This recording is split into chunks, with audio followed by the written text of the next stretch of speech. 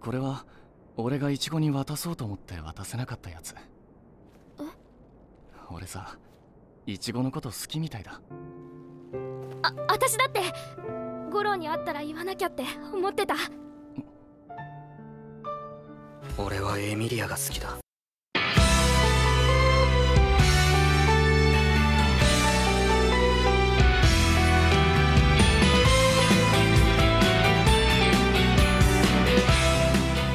I cannot believe that by the end of everything that happened in this episode, my boy Goro still got partner zoned. What the hell? Hello everybody, I am Phenom Sage and welcome back to another Darling in the Franxx episode review. Today we're going to be talking about episode 9, Triangle Bomb. Now obviously I'm joking around and there is much more to this whole Goro Ichigo situation than just simply being partner zoned, but before we get into that I just want to say how great of an episode this was. We definitely went through a lull in the plot these past two episodes, and I know a few people, not a few, a lot of people enjoyed those. They enjoyed the more character and relationship focused episodes where we just chill out, take a break, and watch these characters get closer together, and I can agree to that. I liked that they did that, especially after the huge climax that was episode 6. But what I loved about this episode is I think that it did a great job of combining that character work, that relationship focus, into a more intense scenario filled with action, stakes, and emotion. So yeah, great episode. I just wanted to get that out of the way before we jump into all of the details, all of the analysis regarding this aptly named episode, Triangle Bomb. So why don't we get into that? Why don't we just start right off discussing everything there is to discuss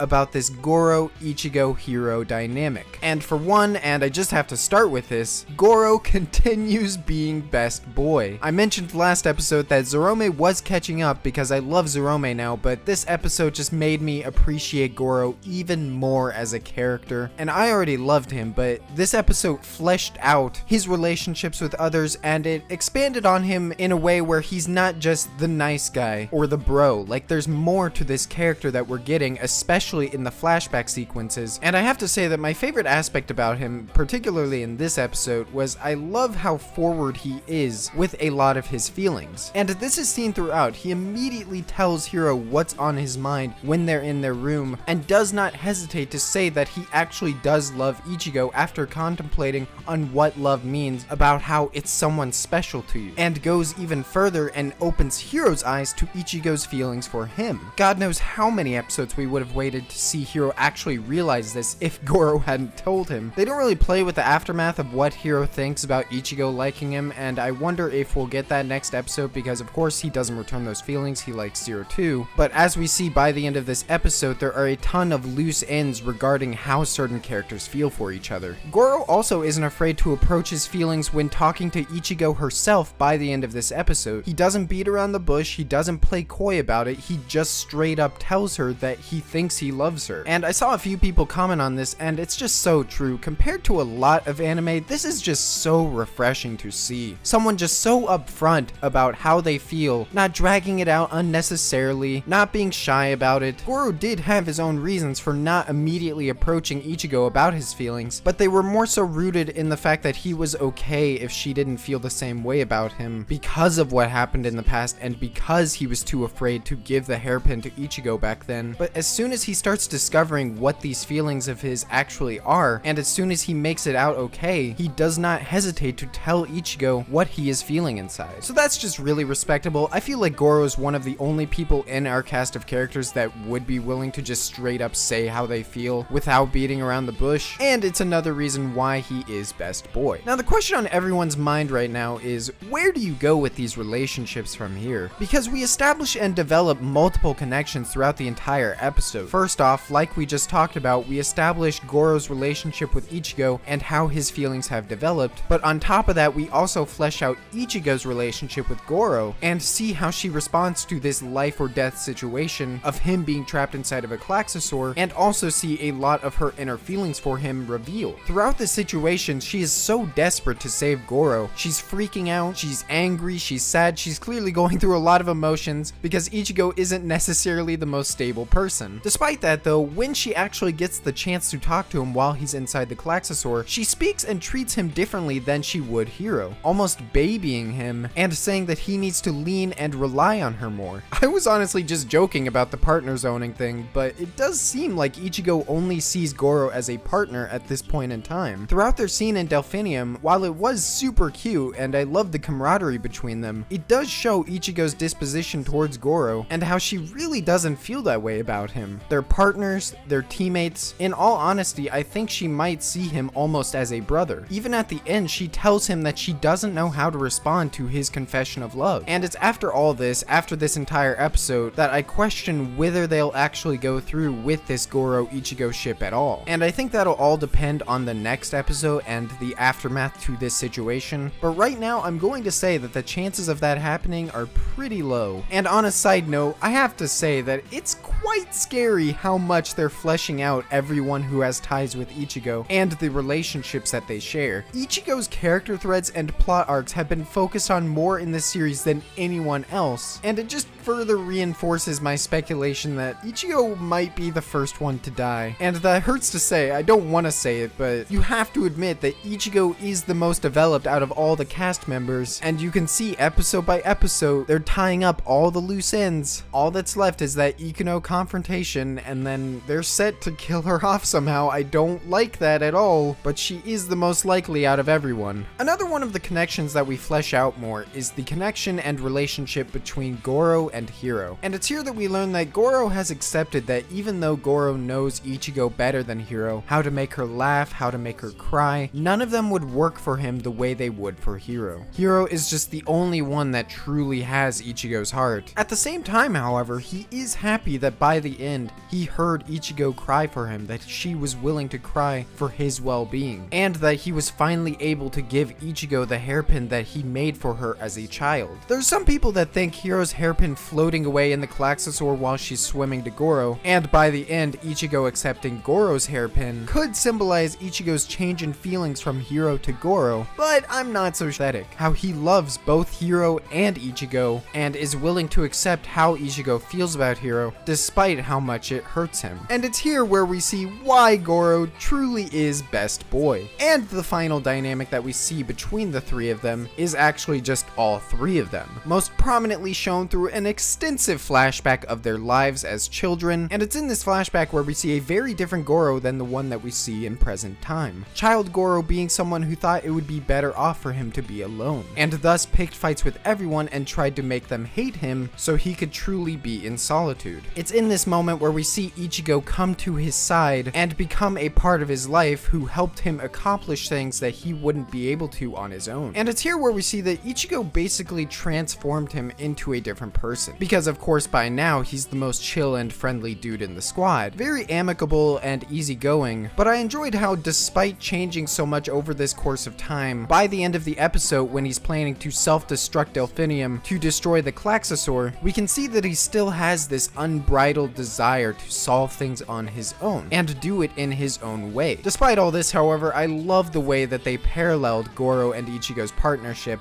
from back in the flashback to when they eventually reconvene to escape the Klaxosaur. And once again, Ichigo's smile must be protected at all costs. Another thing I found interesting in the flashback is everyone's response to Hiro showing up in the middle of Goro and the other's scuffle. We've known since practically the beginning that Hiro was loved in this community by pretty much everyone, but it's just so surreal to see everyone who hated Goro immediately smile and start surrounding Hiro once he shows up. He's revered in this society. Even back in episode 5 when we first meet Squad 26, even they had heard of him. And of course this obviously has an effect on Ichigo as well when he shows up. I don't know if this is before or after Hiro gave her her name, but I assume it's after, and I feel like Hiro being so popular among all the children will play a major role, especially when we start getting into the Nines, who I'm sure had heard of Hiro back then as well. This episode is a turning point, however, because we're starting to reach a stage where the other pilots are coming to understand what love is, what relationships are, and what they're feeling inside for their partners, or at the very least have their own loose interpretations on it. And this is all rooted in Zero Two's affection for Hiro and how she's changed him, and will likely seep into the other pilots as well. I think we'll slowly start start seeing the other pilots realize what their feelings are for their partners in turn, and I have a feeling that it will majorly change the paradigm of our squad, especially in Kokoro and Ikuno's roles as people who could be developing feelings for someone other than their partner at this very moment. Goro narrating this episode does confirm something that I've been saying for the past 2 weeks, where it looks like every single member of the squad will be getting a character-focused episode. In a sense anyway, since Miku's episode was last week, and I don't necessarily consider that a Miku-focused episode. If I had to take a guess on who will get the spotlight next episode, it would probably be Futoshi, and I say that simply because he still hasn't gotten any development whatsoever. In fact, I would say he's the only member in the squad that really hasn't gotten any spotlight or development. So here's hoping they give Futoshi some shine, but I could see them easily going somewhere else as well, maybe Mitsuru, maybe Kokoro. Anyways, back on the topic of this being a Goro-focused episode with him narrating, I like how in the beginning of the episode, we have Goro commenting that he can read Ichigo's mood clear as day. Her forecasts are always simple and accurate, and he can always tell what she's thinking very easily. But then by the end of the episode, we have him saying, juxtaposed to the beginning, how he really couldn't read her today, and that she's impossible to forecast right now. I don't know, I just enjoy that little detail. I really like when writing comes full circle like that. Nishigori has been doing that a lot throughout the series, and it's been fun. Speaking of things I love the little moment that we get between Ichigo and Zero Two when they're rushing in to save Goro. Zero Two is skeptical about Ichigo diving into the Klaxosaur head first to get to Goro, but Ichigo responds saying that it will be okay because she trusts Zero Two. Zero Two smiles at this and says that she doesn't dislike things like this, and it's just really nice to see these characters cooperating and getting along in contrast to how they were before. I do truly think that Ichigo has moved on from her jealousy of Zero Two and just simply wants Hiro to love her in addition. And as I mentioned countless times, I don't think Zero Two ever disliked Ichigo. She really likes teasing her, and they did have that minor fight back in episode 5, but I don't think that Zero Two harbors any bad feelings towards Ichigo because of that situation. Speaking of Ichigo, during this entire conflict, we see her leadership brought into question by Miku. As I mentioned before, Ichigo is not necessarily the most stable person, especially when things go wrong, and when she learns that Goro has been trapped inside of the Klaxosaur, she is freaking out, she's upset, she's angry, she's sad, she's commenting on Goro being an idiot for trying to take this on alone, and Miku is just not having this, saying that Goro is always the one reining Ichigo back in when she goes into panic attacks like this, and in Miku's defense, she is completely right, and this is something that's been brought up quite a bit by you guys in previous episodes, saying that despite being the leader, Ichigo really doesn't have very many leader-like qualities, and she is often one of the first to give up or feel like something is hopeless. I think this is counterbalanced by her actual abilities in combat, but I am glad to see that the show acknowledges what a lot of people have been thinking for a while, and it makes me wonder how Ichigo will change to fulfill this leader-like role better, or if she'll just end up being replaced, which I'm gonna be honest, I could completely see happening. Also, side note, but I love in this Ichigo-Miku argument, you just see Zerome sidling away because he doesn't want anything to do with this, and smart move, man.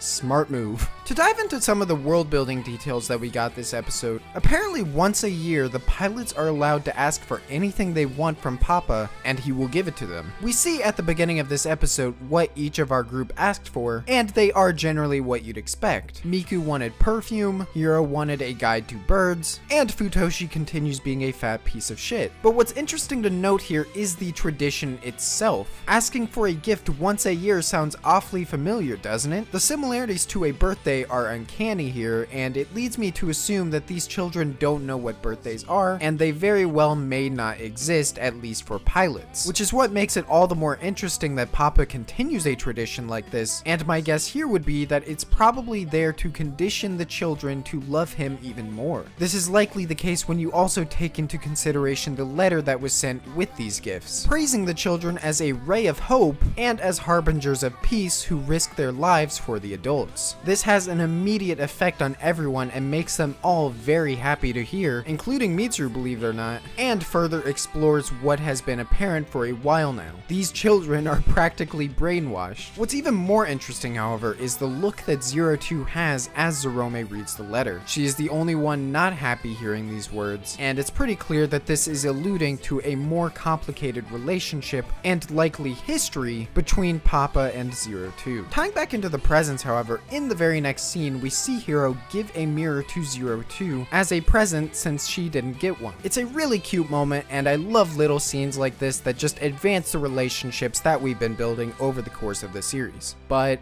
it's made awful when you learn that Hiro is just giving away Naomi's stuff. What the hell, dude? You can't just do that.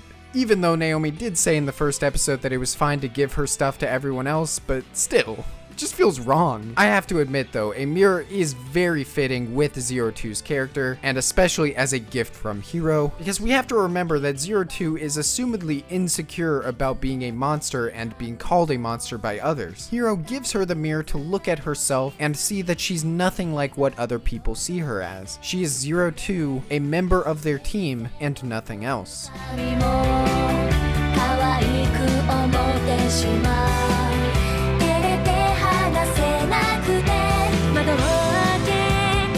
Despite being such a good episode, however, there was one thing that was kind of weird to me. Our team are just casually being sent off to take down a Gutenberg-class Klaxosaur? Are you kidding me? Wasn't it a huge deal when one showed up back in episode 6? Remember the reaction they had when that Gutenberg-class Klaxosaur showed up?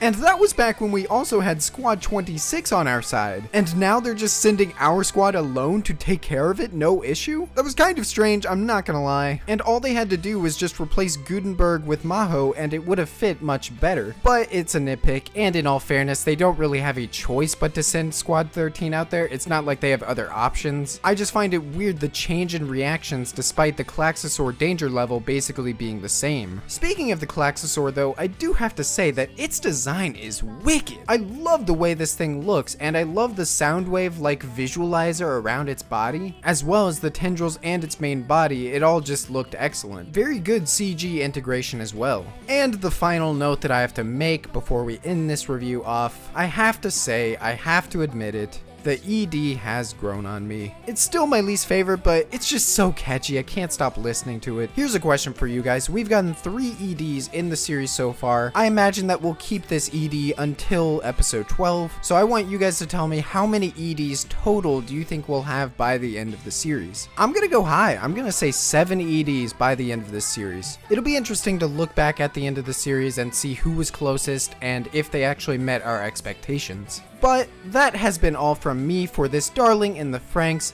episode review. Thank you all so much for watching. I really appreciate you guys giving me your support, your comments, your likes. I love reading everything you guys have to say about this series, your insight, your speculation, your theories. It's a blast. And of course, as usual, have a great day.